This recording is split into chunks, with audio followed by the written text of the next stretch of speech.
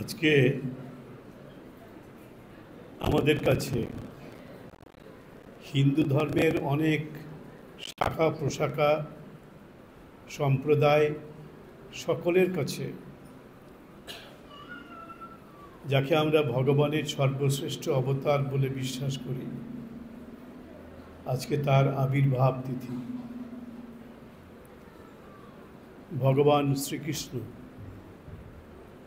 আজ থেকে 5252 বছর আগে ভগবান শ্রীকৃষ্ণের আবির্ভাব হয়েছিল।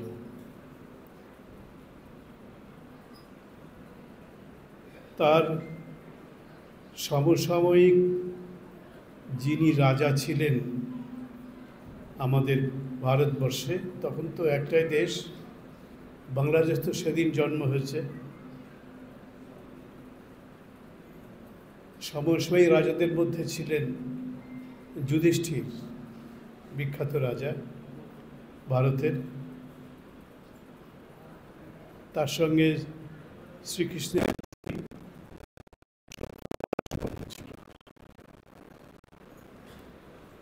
যুধিষ্ঠিরকে, সাউন্ডটা একটু নেমে যাচ্ছে।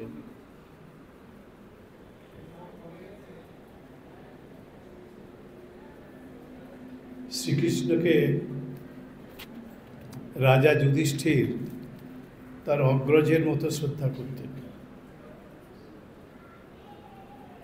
বয়সে যুধিষ্ঠিরের থেকে শ্রীকৃষ্ণ ছোট ছিলেন, হয়তো 3-4 বছরের ছোট ছিলেন,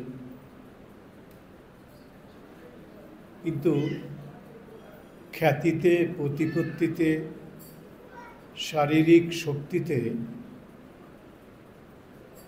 মস্তিষ্কের উৎকর্ষে মানে বুদ্ধিতে এবং হৃদয়ের উৎকর্ষে ভগবান শ্রীকৃষ্ণের সমকক্ষ সেকালে কেউ ছিলেন না। সর্ব অর্থেই তিনি সর্বশ্রেষ্ঠ ছিলেন। অনেক যুদ্ধে তিনি অবতীর্ণ হয়েছেন এবং প্রতিটি যুদ্ধেই তিনি জয়লাভ করেছেন। কখনো কোনো যুদ্ধে তাকে পরাজয় স্বীকার করতে হয়নি। এরকম একটা ঐতিহ্য পৃথিবীর কোনো যোদ্ধার ভাগ্যেই জোটেনি, যেটা ভগবান শ্রীকৃষ্ণের ক্ষেত্রে আমরা দেখতে পাই। ভগবান শ্রীকৃষ্ণ, যেটা বললাম প্রথমে, আজ থেকে 5200 বছর আগে তিনি অবতীর্ণ হয়েছিলেন পৃথিবীতে, আবির্ভূত হয়েছিলেন। এই যে 5200 বছর বলছি, এর একটু বেশি কম হতে পারে। এইগুলো যে একেবারে অঙ্কের হিসাবে নিখুঁত সেই দাবি আমি করছি না, তবে মোটামুটি একটা ধারণা দেবার চেষ্টা করছি যে ভগবান শ্রীকৃষ্ণ আজ থেকে 5200 বছর আগে, একটু বেশি, তারও একটু বেশি আগে পৃথিবীতে অবতীর্ণ হয়েছিলেন। স্বামী বিবেকানন্দ বলছেন, ভগবান শ্রীকৃষ্ণ তার একটি নিঃশ্বাসও নিজের জন্যে গ্রহণ করেন, আর আমরা যে নিঃশ্বাস গ্রহণ করছি বা নিঃশ্বাস ত্যাগ করছি, প্রত্যেকটাই নিজেকে বাঁচানোর জন্য। আর ভগবান শ্রীকৃষ্ণ, আমরা তাকে ভগবান বলে বিশ্বাস করি, স্বয়ং ভগবান। তিনি, স্বামী বিবেকানন্দ বলছেন, তিনি নিজের জন্য একটি নিঃশ্বাসও গ্রহণ করেননি। এই কথাটা তিনি ভগবান বুদ্ধ সম্পর্কেও বলেছেন। স্বামী বিবেকানন্দ নিজের জন্য একটি নিঃশ্বাসও গ্রহণ করেননি। আর আমাদের যে নিঃশ্বাস গ্রহণ অথবা প্রশ্বাস মানে নিঃশ্বাস ত্যাগ, সবটাই নিজের জন্য। আর ভগবান শ্রীকৃষ্ণ, ভগবান বুদ্ধ, স্বামীজি বলছেন, একটি নিঃশ্বাসও নিজের জন্য গ্রহণ করেননি। অর্থাৎ তার জীবনটাই ছিল পরহিতার্থে, পরকল্যাণার্থে।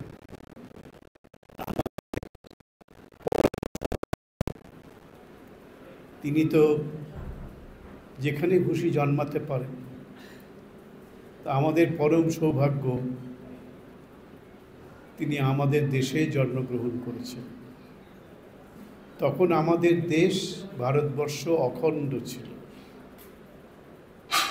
একটাই দেশ ছিল, বিরাট দেশ, প্রায় একটা মহাদেশের মতো তার আকার। আমাদের জন্মান্তরের সৌভাগ্য যে আমরা ভগবান শ্রীকৃষ্ণের দেশে জন্মগ্রহণ করেছি। ভগবান শ্রীকৃষ্ণ, তার নামের সঙ্গে আমরা ভগবান কথাটা যোগ করছি, সবাই যোগ করে, যোগ না করে পারি না। ভগবান বুদ্ধের সম্পর্কেও আমরা ভগবান শব্দটি প্রয়োগ করি, ভগবান শ্রীকৃষ্ণ সম্পর্কেও প্রয়োগ করি। ভগবান মানে স্বয়ং ঈশ্বর, স্বয়ং ঈশ্বরকে আমরা ভগবান বলি। সেই স্বয়ং ঈশ্বর, সর্বভূতান্তর্যামী যে ভগবান,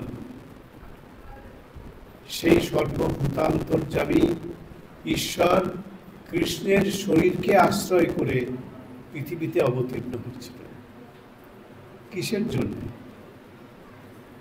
কত রাজা মহারাজা তো জন্মান, আবার ইতিহাসের গর্ভে হারিয়ে যান, কিন্তু ভগবান শ্রীকৃষ্ণ এই 5200 বছর ধরে আমাদের কাছে ঈশ্বরের আসনে সমাসীন রয়েছে।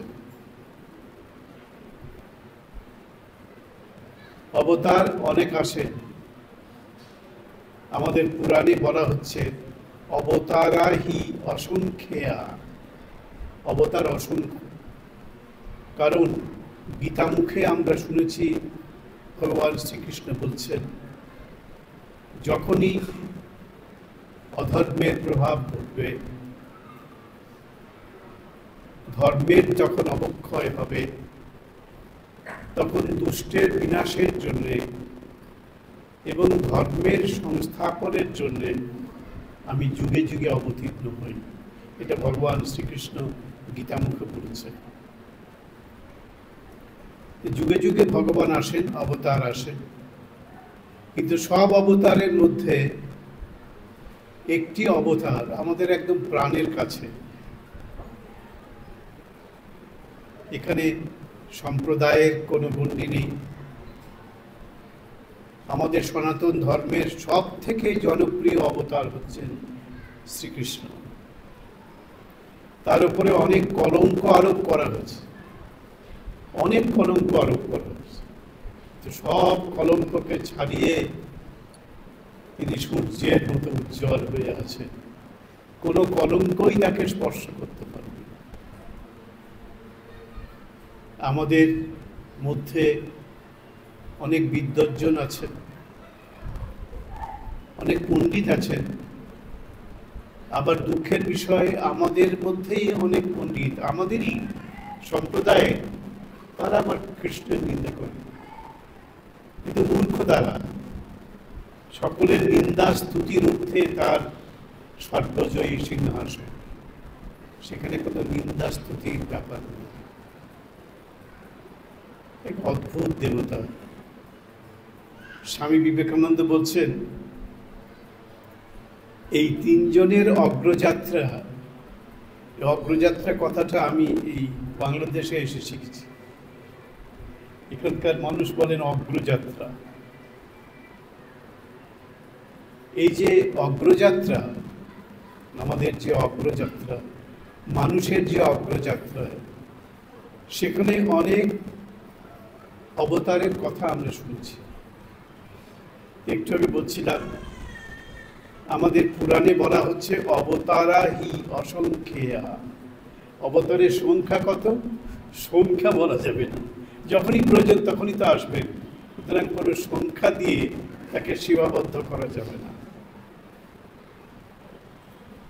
এতে চাংশ কলা পুংস, কেউ সেই পরম কারণিক ভগবানের অংশস্বরূপ হয়ে আসে, অংশ শক্তি নিয়ে আসে, কেউ তার কলা শক্তি নিয়ে আসে। কলা বুঝে তো, কলাবারে যে কলা আপনারা খান সেই কলা। এইখানে মন্দিরে ঢোকার মুখে একটা ছেলেকে দেখলাম, এ সবসময় একখানি কলা নিয়ে আসে আমার জন্য। কিন্তু আমার আবার এই সুগারের জন্য কলা খাওয়া যাবে না। ওই কলা নয়, কিন্তু এই কলা হচ্ছে চন্দ্রকলা। শুক্লপক্ষের প্রতিপদ থেকে চন্দ্রের একটু একটু করে বৃদ্ধি হয়, চাঁদের বৃদ্ধি হয়, এক কলা করে বৃদ্ধি হয়। প্রতিপদ থেকে পূর্ণিমা পর্যন্ত এই অগ্রযাত্রা চলে, চন্দ্রের অগ্রযাত্রা। অবশেষে পূর্ণিমায় এসে তার পূর্ণ প্রকাশ। তো ওই যে প্রতিপদ থেকে পূর্ণিমা পর্যন্ত, পৌর্ণমাসী বলে পূর্ণিমাকে, এই যে চন্দ্রের অগ্রযাত্রা, এই যে একটু একটু করে বাড়া, এটাকে বলে কলা। গাছের কলা না, ওই যে চন্দ্রের একটু একটু করে বাড়া প্রতিপদ থেকে পূর্ণিমা পর্যন্ত, ওই যে বৃদ্ধিটা, ওটাকে বলে কলা। তাই আমাদের পুরাণকার বলছেন, এই যে অসংখ্য অবতার আমাদের মধ্যে আবির্ভূত হন, তারা কেউ অংশ শক্তি নিয়ে, সেই পরমেশ্বরের অংশ শক্তি নিয়ে, কেউ আবার কলা শক্তি নিয়ে, কলার কথা বললাম, ওইটুকু শক্তি নিয়ে আসে। কৃষ্ণ কি? কৃষ্ণ কোন শক্তি নিয়ে এলেন পৃথিবীতে? ভগবানের কোন শক্তি নিয়ে, কতটুকু শক্তি নিয়ে? এই পুরাণকার বলছেন, বলে শেষ করতে পারছেন। বলছেন, অবতারা হি অসংখ্যা এতে চাংশ কলা পুংস কৃষ্ণস্তু ভগবান স্বয়ং। কেউ অংশ শক্তি, কেউ কলা শক্তি নিয়ে আসেন, সে পরম ঈশ্বরের। কিন্তু কৃষ্ণ কি? কৃষ্ণ স্বয়ং ভগবানের সমগ্র ঐশ্বর্য নিয়ে, সমগ্র শক্তি নিয়ে, সমগ্র মহিমা নিয়ে তিনি পৃথিবীতে আবির্ভূত হয়েছেন। এই সব শক্তির সমষ্টিভূত বিগ্রহ হচ্ছেন ভগবান শ্রীকৃষ্ণ। আজকের এই দিনটিতে, এই ভাদ্রের কৃষ্ণপক্ষের অষ্টমী তিথিতে, রোহিণী নক্ষত্রে, এই রাত দুপুরে এই নক্ষত্রটা দেখা পাওয়া যাবে রাত 12টার সময়। রোহিণী নক্ষত্রে তিনি পৃথিবীতে আবির্ভূত হলেন। এখন আমাদের হিন্দুদের মধ্যে ভগবান শ্রীকৃষ্ণের জন্ম কথা আমরা মোটামুটি অনেকেই জানি, হয়তো সকলেই জানি। স্বামীজি একটা কথা বলছেন, বলছে আমাদের দেশে, আমাদের দেশ বলতে তিনি কিন্তু গোটা ভারতবর্ষটাকে বোঝাচ্ছেন, যার গর্ভে আজকের বাংলাদেশও তখন অবস্থান করত। বলছেন, এই ভারতবর্ষে এই ধর্মের যে অগ্রযাত্রা, আবার বলছে অগ্রযাত্রা কথাটা আমাদের বাংলাদেশের, এটা ও দেশে নেই, মানে ওই বাংলায় অগ্রযাত্রা বলে, এই দেশে বলে অগ্রযাত্রা। এই নতুন কথা আমি শিখেছি এখানে, অগ্রযাত্রা। হ্যাঁ, এগিয়ে যাওয়া। ভালো খারাপ আমি এর মধ্যে যাচ্ছি না, কারণ কেউ বলবে ভালো, কেউ বলবে খারাপ, না, এর থেকেও ভালো শব্দ হতে পারে। এই অগ্রযাত্রায় স্বামী বিবেকানন্দ বলছেন, এই তিনজনকে আটকানো যাবে না। কোন তিনজন? বলছেন, একজন হচ্ছেন বুড়ো শিব। তিনি ওই হিমালয় থেকে কন্যাকুমারী পর্যন্ত, গোটা ভারতবর্ষ, হিমালয় থেকে কন্যাকুমারী পর্যন্ত বুড়ো ষাঁড়ের ওপরে চেপে তিনি দাপাদাপি করে বেড়াবেন, কেউ তাকে আটকাতে পারবে না। আপনাদের বঙ্গবন্ধুর কথা উদ্ধার করে বলি, কেউ দাবায় রাখতে পারবে। এই অগ্রযাত্রায় তিনজনকে আটকানো যাবে না। স্বামী বিবেকানন্দের মতে একজন হচ্ছেন বুড়ো শিব। কবে তার জন্ম, কবে আবির্ভাব কেউ বলতে পারে না। এই বুড়ো শিব তিনি কৈলাস থেকে, হিমালয় থেকে কন্যাকুমারী পর্যন্ত বুড়ো ষাঁড়ের উপরে চেপে ঘুরে বেড়াবেন, কেউ আটকাতে পারবে না। আর একজন হচ্ছেন মা কালী। তিনি পাঁঠা খেয়েই যাবেন, এই পাঁঠা খাওয়া কেউ বন্ধ করতে পারবেন না।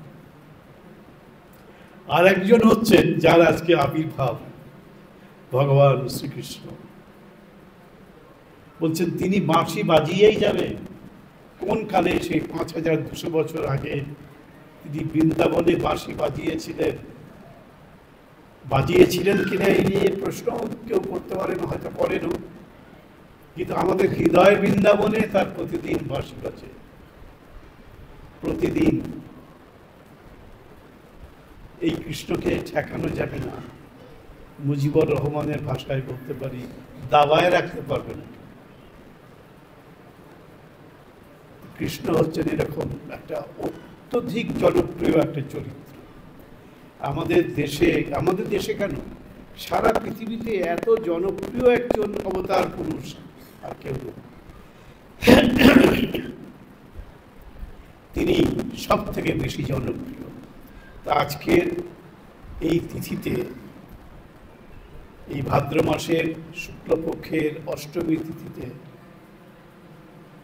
রোহিণী নক্ষত্রে, যে নক্ষত্রটার আবির্ভাব হবে ওই রাত 12টা নাগাদ, তার আবির্ভাব হয়েছিল ভগবান শ্রীকৃষ্ণ। ভগবানের কি জন্ম হতে পারে? প্রশ্ন আমরা করতে পারি। ভগবান, তার তো জন্ম হয় না।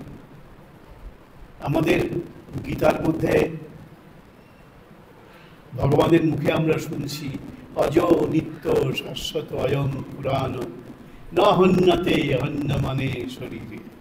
তিনি হচ্ছেন অজ, তিনি জন্মরহিত, তার জন্ম হয় না। ভগবান আবার জন্মাবেন কি করে? কার ছেলে হয়ে বা কার সন্তান হয়ে তিনি পৃথিবীতে আসবেন? কে বলতে পারে? কেউ ঠিক করতে পারে কখন আসবেন, কার পুত্র হয়ে বা কার কন্যা হয়ে তিনি আসবেন? সেটা কেউ বলতে পারে। কিন্তু তিনি এসেছিলেন, এই আমরা বিশ্বাস করি। এবং এটা আমাদের বিশ্বাস না, এটা আমাদের একদম সত্য ধারণা। ভগবান আবির্ভূত হন এবং কৃষ্ণ হচ্ছেন সেই ভগবান। কৃষ্ণস্তু ভগবান স্বয়ং। অবতারের তো আমাদের শেষ নেই, কিন্তু কৃষ্ণ হচ্ছেন সব অবতারের মধ্যে সর্বশ্রেষ্ঠ। কেন? কারণ তিনি হচ্ছেন স্বয়ং ঈশ্বর।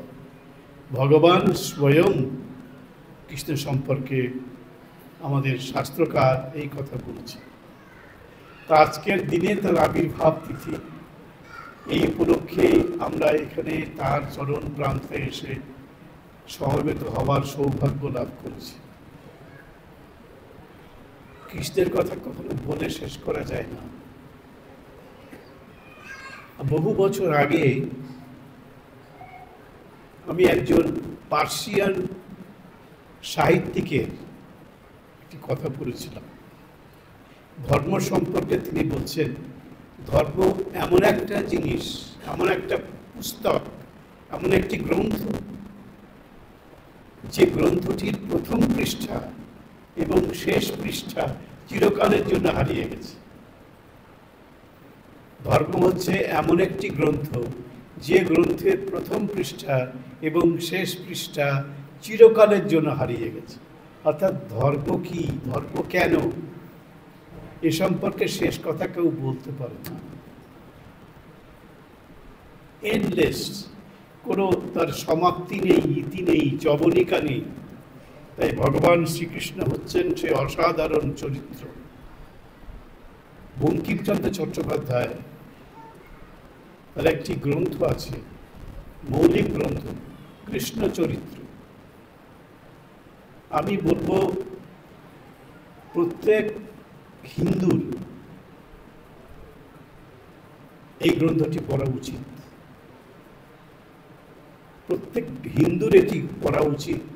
অসাধারণ তার বিশ্লেষণ। বঙ্কিমচন্দ্র চট্টোপাধ্যায় সাহিত্য সম্রাট বলে তিনি প্রসিদ্ধি লাভ করেছেন।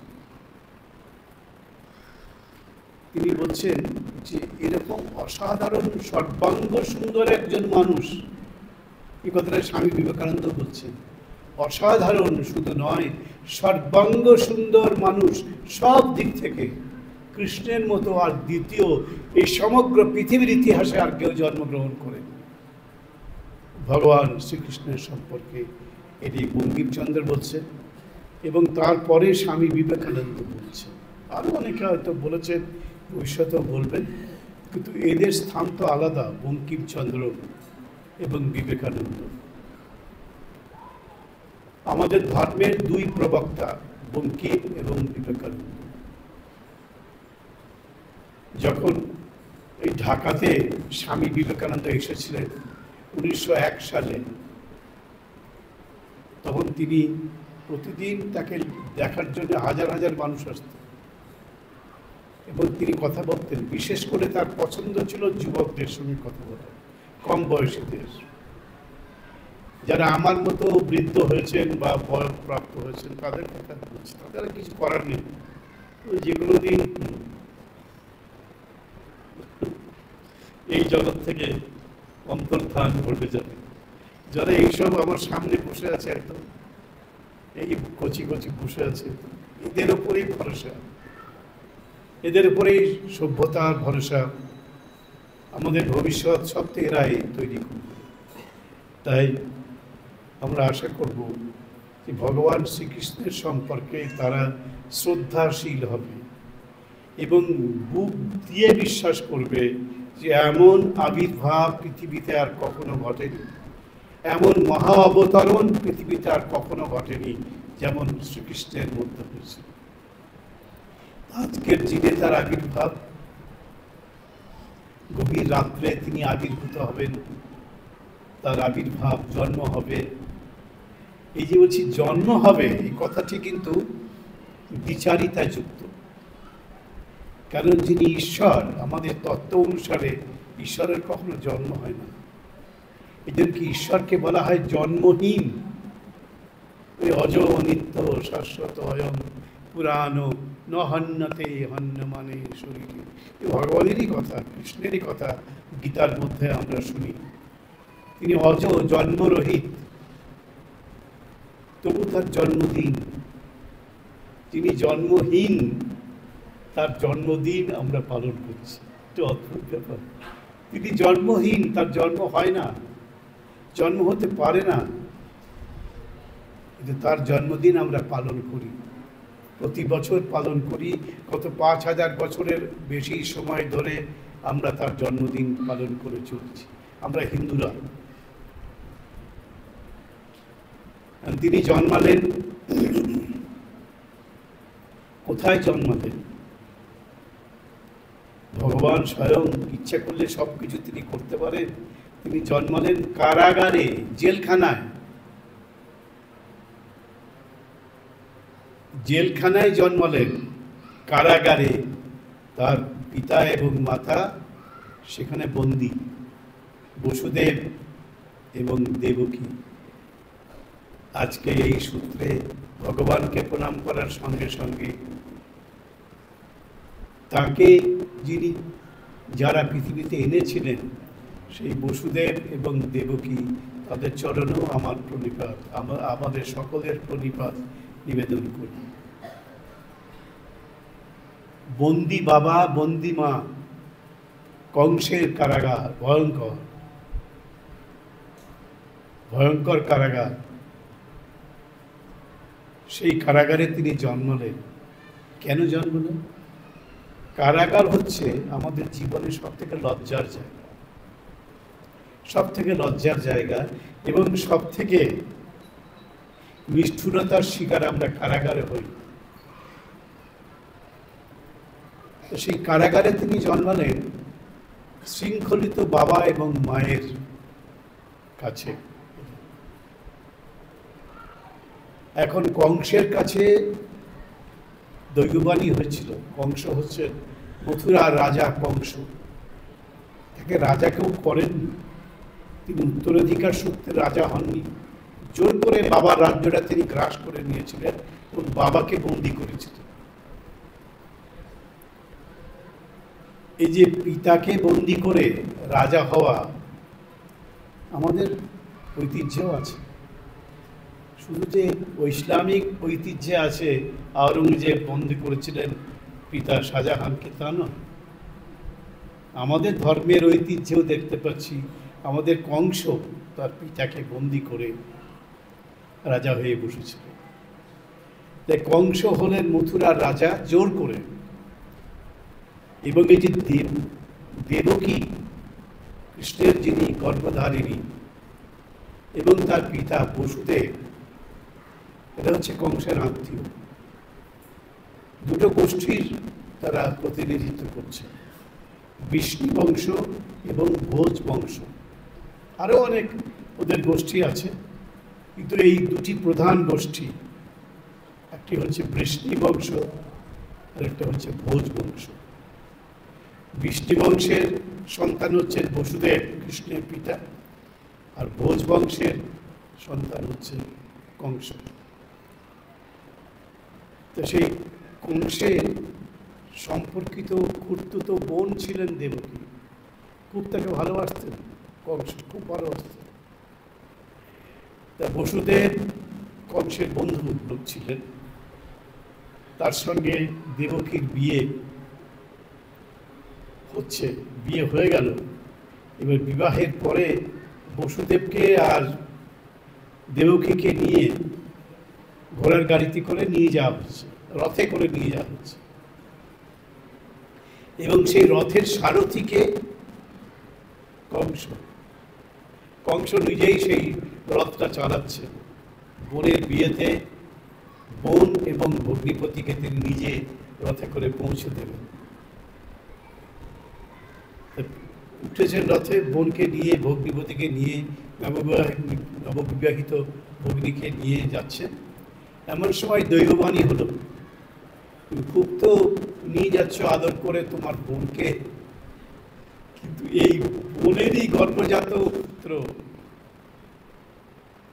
অষ্টম গর্ভের পুত্র তোমাকে বধ করবে। এই দৈববাণী হলো। এটা শুনেই তো কংস এমনিতেই খেপালো, আরো খেপে গেলেন। সঙ্গে সঙ্গে তরবারি নিয়ে দেখছেন যে সব গোলমালের মূল হচ্ছে দেবকী। ওটাকে যদি এখন মেরে দিই তাহলে তো শেষ, তাহলে তো আর অষ্টম গর্ভের ব্যাপার থাকবে না, তাহলে আর আমাকে বধ করার লোকও থাকবে না, ওটাকে মেরে দিই। ওটা তো তরবারি উন্মোচিত করেছেন। তখন বসুদেব কংসের হাতে পায়ে ধরে বলে, তো মেয়েকে কেন মারবে, নারীর গায়ে কেন আঘাত করবে তুমি? তাছাড়া দেবকীর তো কোনো দোষ নেই, তুই কেন দেবকীকে মারবে? অনেকটা বুঝিয়ে টুজিয়ে তাও থামছেন না কংস। তখন বসুদেব বলল, আচ্ছা একটা কথা আমি তোমাকে দিচ্ছি, প্রতিশ্রুতি দিচ্ছি, দেবকীর গর্ভে যত জন্ম হবে পুত্রের, প্রত্যেকটি গর্ভের সন্তানের জন্মের পরেই সেই পুত্র সন্তানটিকে আমি তোমার হাতে তুলে দেবো, তুমি তাকে মেরে ফেলো, যা খুশি করো। দেবকী কি হলো, মেরে ফেলবে। কংস মাথা মোটা লোকই, কিন্তু হয়তো একটু বুঝলো, তাই তো যদি তাই যদি তুলে দেয় আমার হাতে প্রত্যেকটি পুত্রকে, তাহলে আর আমার তো মৃত্যু ভয় থাকছে না। উনি আর মারলেন না, কিন্তু কারারুদ্ধ করলেন ওই বসুদেবকে এবং দেবকীকে। এবার তো একটার পর একটা পুত্র সন্তান হচ্ছে বসুদেব এবং দেবকী, এবং ওই প্রতিশ্রুতি মতো বসুদেব প্রত্যেকটি পুত্র সন্তানকে কংসের হাতে তুলে দিচ্ছে। এটা জন্মেছে, এই পুত্র সন্তানটি জন্মেছে, এবং কংস সঙ্গে সঙ্গে পাথরের উপরে আছড়ে তাকে মেরে ফেলছে। সঙ্গে সঙ্গে, কি নিষ্ঠুর, সঙ্গে সঙ্গে আছড়ে মেরে ফেলছে। এই পুত্র সন্তানটি তো কোনো দোষ ছিল না, মেরে ফেলছে। এরকম করতে করতে অষ্টম গর্ভের পুত্র সন্তান জন্মালেন। তিনি হচ্ছেন আমাদের ভগবান শ্রীকৃষ্ণ, তিনি জন্মালেন। এবার তাকেও তো বধ করবেন, তুলে দেবেন বলেছে।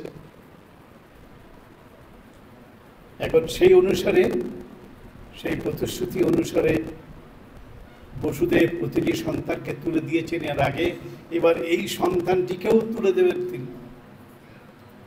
অষ্টম গর্ভের সন্তান হচ্ছেন কৃষ্ণ।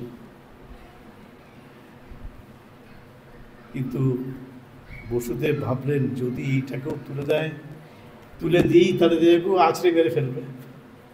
তিনি একটা কাজ করলেন, উনি ঠিক করলেন যে আমি এই পুত্র সন্তান যেটা জন্মাবে সেটাকে আমি এখান থেকে সরিয়ে দেব, জন্মের সঙ্গে সঙ্গেই সরিয়ে দেব। কিন্তু দেব কী করে? কারাগারের মধ্যে বন্দি তারা, তাদের দুজনেরই হাত পা সব বাঁধা, শেকলে বাঁধা। এখন এইখানে একটু অলৌকিক ঘটনা ঘটল। যখন এই কৃষ্ণের জন্ম হলো তখন প্রচণ্ড বৃষ্টি হচ্ছে, মুষলধারে। এখন একটা ঐতিহ্য আমাদের আছে, এই জন্মাষ্টমীর দিনে বৃষ্টি হবে। সকালে হলো না দুপুরে হবে, দুপুরে হলো না বিকালে হবে, বিকালে হলো সন্ধে হবে, আচ্ছা সন্ধ্যেতেও হলো না তাহলে রাত্রে হবে। এই আমাদের বিশ্বাস যে জন্মাষ্টমীর দিনে বৃষ্টি হবে। এ প্রচণ্ড মুষলধারে বৃষ্টি হচ্ছে, অবিশ্বাস্য একটা অবিশ্রান্ত বৃষ্টি হচ্ছে। তো বসুদেব ভাবলেন এই বৃষ্টির মধ্যে আমি এই পুত্র সন্তানটিকে নিয়ে যাব নন্দালয়ে, এই মথুরা থেকে একটু দূরে গোকুলে আমি নিয়ে যাব, অল্প দূরে। সেখানে নন্দ আছেন, নন্দ হচ্ছেন ওই বৈশ্য বংশের একজন প্রতিনিধি, ব্যবসায়ী। তিনি আমার বন্ধু লোক, তার কাছে তুলে দিয়ে আসব। তার স্ত্রী যশোদা বা যশোমতী, তার কাছে তুলে দিয়ে আসব। দেখি যদি রক্ষা করা যায় কৃষ্ণকে, এই সদ্যজাত শিশুকে। বলে আমি নিয়ে যাব কী করে, বন্দি তো আমি।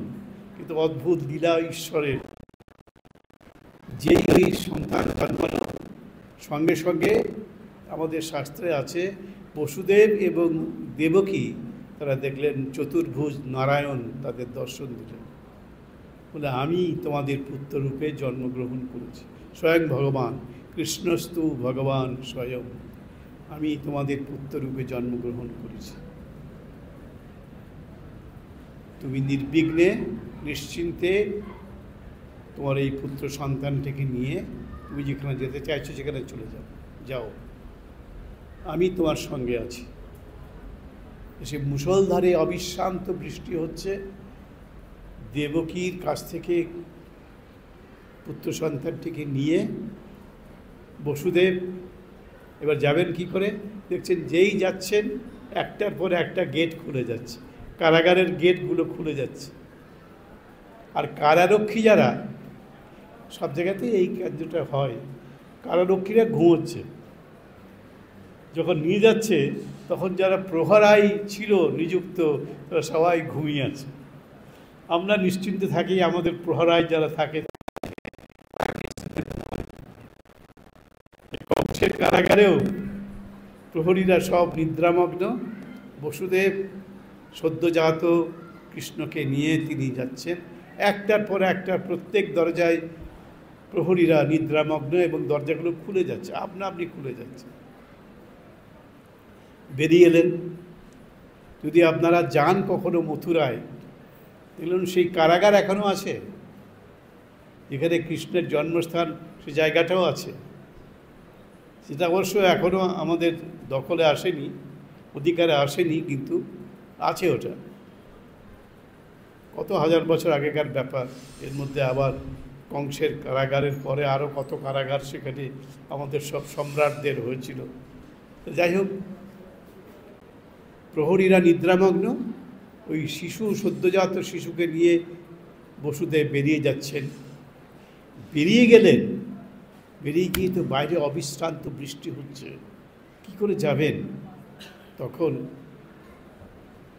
বাসুকী নাগ, সর্পরাজ বাসুকী, তিনি তার ফনা বিস্তার করে ওই সদ্যজাত পুত্রটিকে ওই যে মুষলধারে বর্ষণ হচ্ছে তার থেকে রক্ষা করছে। ছত্রধর হয়ে গেলেন স্বয়ং বাসুকী নাগ, নিয়ে যাচ্ছেন। এবার সামনে তো যমুনা নদী, সেটা কি অতিক্রম করবেন? আর দুকুল প্লাবিত হচ্ছে যমুনার, তুফান উঠছে সেখানে, কি করে তিনি যাবেন? তা তিনি যখন গেলেন, এগুলো একটু আমাদেরকে বিশ্বাস করে নিতে হবে যে যমুনার দুটো ভাগ হয়ে গেল, মাঝখান দিয়ে পথ হয়ে গেল, সেই পথ দিয়ে গেলেন বসুদেব সদ্যজাত কৃষ্ণকে নিয়ে। এবং কোন পথে যাবেন, এত বৃষ্টি হচ্ছে, কিছু দেখা যাচ্ছে না, অন্ধকার রাত, দুর্যোগময়ী রাত্রি এবং অবিশ্রান্ত বৃষ্টি হচ্ছে। কী বর্ষণ, কী হবে? একটা শেয়াল কোত্থেকে এসে সামনে এগিয়ে এগিয়ে যাচ্ছে, মানে পথ দেখাচ্ছে। অন্ধকারে পথ খুঁজে পাচ্ছেন না তো বৃষ্টির মধ্যে, তো এই শেয়ালটা পথ দেখিয়ে দেখিয়ে নিয়ে যাচ্ছে। এগুলো আমাদের যুক্তি, আমাদের বিচার, আমাদের এইসব হয়। হ্যামলেট বলে শেক্সপিয়ারের যে বিখ্যাত নাটক আছে, সেই নাটকের মধ্যে লেখা আছে, there are more things in heaven and earth Horatio than are dreamed of in your philosophy. Shakespeare বলছেন যে জীবনে অনেক ঘটনায় ঘটে, সেগুলি আমরা যুক্তি দিয়ে, আমাদের বিজ্ঞান দিয়ে আমরা ব্যাখ্যা করতে পারি না, কিন্তু ঘটে যায়। তাই শেক্সপিয়ারেরই অনুসরণ করে বলছি, হ্যামলেটে আছে, there are more things in heaven and earth Horatio than are dreamed of in your philosophy. যা তোমার যুক্তিতে দাঁড়ায় না, সেটাও হয়ে যায়। এ অঘটন আজও ঘটে। এভাবে ভগবানকে নিয়ে বসুদেব নন্দালয়ে পৌঁছলেন। আর ওখানে দৈব নির্দেশে নন্দ সেখানে উপস্থিত। নন্দবর আমাদের বসুদেবের বন্ধু। নন্দালয়ে, নন্দের বাড়িতে বসুদেবের আর এক স্ত্রীকে,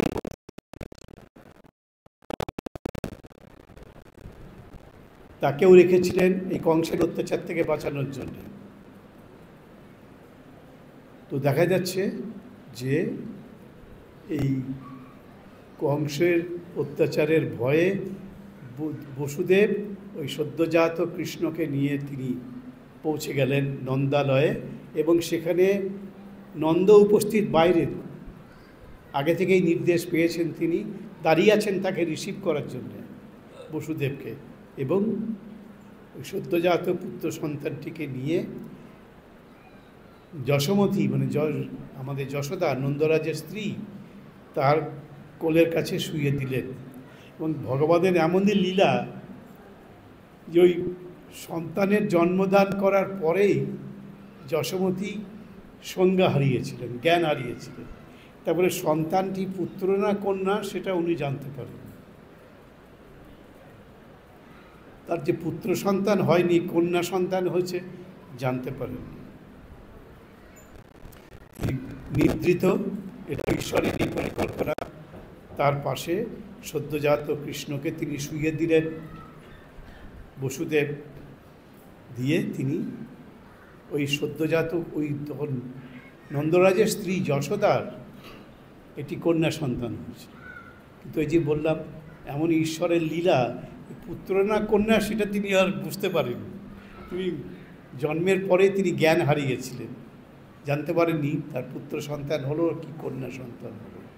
তো কন্যা সন্তান হয়েছে উনি ভাবলেন, যখন জাগলেন, জেগে উঠলেন, জ্ঞান ফিরে পেলেন, দেখছে তার পাশে সদ্যজাত একটি পুত্র সন্তান।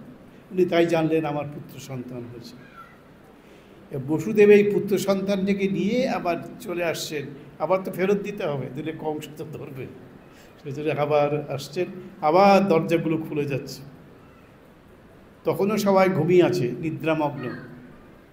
সে কন্যা সন্তানটিকে দেবকীর কোলের পাশে শুয়ে দিলেন। আর কেঁদে উঠেছে সদ্যজাত সন্তানটি, কেঁদে উঠেছে। আর সে কান্নার সঙ্গে সঙ্গে প্রহরীদের সব ঘুম হয়ে গেল। তারা হাড়মাড় করে হুড়মুড় করে উঠে পড়ল। এদিকে তো আসল কাজ তো হয়ে গেছে। কান্নার শব্দে কংস সচকিত হলো। সঙ্গে সঙ্গে তিনি ছুটে এসছেন কারাগারে। বসুদেবের প্রতিশ্রুতি, প্রত্যেকটি সন্তানকে তিনি তুলে দেবেন। তুলে দিলেন বসুদেব কংসকে, তো কন্যা সন্তান। কংসের তখন আর জ্ঞান নেই, কন্যা কি পুত্র নিয়ে ওটাকেই আছড়ে পাথরে আছড়ে মারলেন, এবং আছড়ানোর সঙ্গে সঙ্গে পাথরে লাগার আগেই কন্যা সন্তানটি ওর হাত ফসকে ওটা ঊর্ধ্বে উঠে গেল, ওপরে উঠে গেল, এবং উঠে গিয়ে তিনি ওই দেবী দুর্গার যোগমায়ার মূর্তি ধারণ করে কংসকে বললেন, মূর্খ, তুমি যাকে মারতে চাইছো তাকে তুমি কোনোদিনই মারতে পারবে না, তোমাকেই সে মারবে। আর সেই পুত্রের জন্ম ইতিমধ্যে হয়ে গেছে। এটা বাংলায় কথা চলে, তোমারে বধিবে যে গোকুলে বাড়িছে সে। ওই যে একটু আগে গোকুলের কথা বললাম, নন্দরাজের রাজত্ব সেখানে, সেখানে সে বাড়ছে। এইটা বোধহয় বলেননি মনে হয়, এটা আমরা বাজারে চালিয়ে দিয়েছি, তোমারে বধিবে যে গোকুলে বাড়ি, করলে তো তক্ষুনি গিয়ে ওটাকে তুলে নিয়ে আসতেন কখন। যাই হোক, তো ভগবানের লীলা শেষ হলো। এদিকে উনি হচ্ছেন যোগমায়া, ওই যে নারী রূপিণী শিশু, তিনি হচ্ছেন আর কেউ নয়, স্বয়ং দুর্গা যোগমায়া রূপে তিনি অবতীর্ণ হয়েছিলেন। আমাদের এখানেই আমরা শেষ করব। ভগবানের জন্ম তো হয়ে গেল, জন্মহীনের জন্ম হয়ে গেল, আমরা এখানেই শেষ করছি। আপনারা সবাই ভালো থাকবেন। এরপরে আমাদের কৃষ্ণ পূজা হয়ে গেছে, প্রসাদ নিয়ে যাবেন সবাই, ভগবানের প্রসাদ। ভালো থাকবেন, সুস্থ থাকবেন।